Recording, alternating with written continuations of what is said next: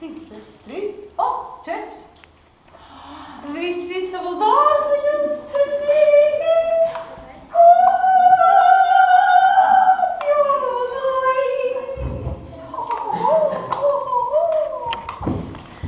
Un viskaistākais pieder atraitnei Elizabetei. Nē, kāpēc? Es esmu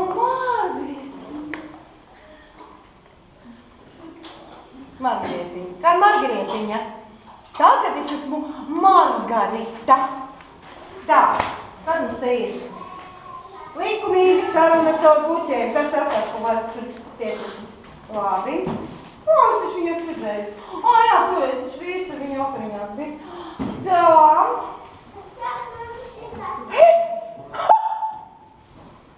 Roze!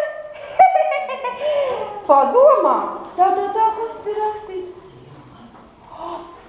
Vai! Nu tā gan jaunumi. Padomā!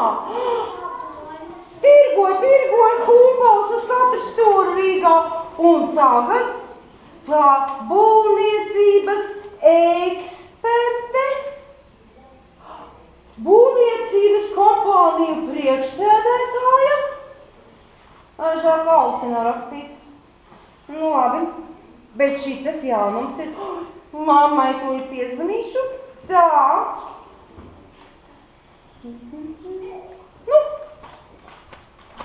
Nu, tu taču pacēl, nu. Mamīte, čau. Ko labu darīji? Atkal to savām tējām. Nu, kādas tējas? Atceries, tu vairs neesi laukos.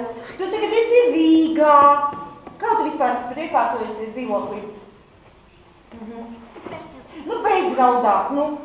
Man viss ir kārtībā. Baltazarā, ja tu zināt, cik te ir skaisti. Koki un ezers un tādi kaimiņi. Nu, ezers, jā, ezers. Nu, labi, es tev atvedīšu, labi atšķīšu. Nē, kādu siltumnīcu tu man te necelsi. Nē. Siltumnīcas nekādas man necels. Nē. Tā, klausies, kāpēc es tev vispār zvanu? Tu iedomājies? Atveru žurnālu, kā šis saucās? Pagaidi. Zvaigžņu dzīve. Un ko es redzu? Uzmini. Kādu prezidentu? Nē, Roze. Kā dzīva. Un tu iedomājies, kas viņa tagad ir? Nu, nē, mammo. Tu tik lauciniecis provinciāli domā. Tu absolūti nespēji pielāgoties, mūsdienu dzīvei un vispār. Tiešām, tev varbūt labāk braukt uz saviem laukiem un stādīt savus puķu zviešņus. Tā, klausies. Labi, ne par to. Tu iedomājies, kas viņa ir? Viņa ir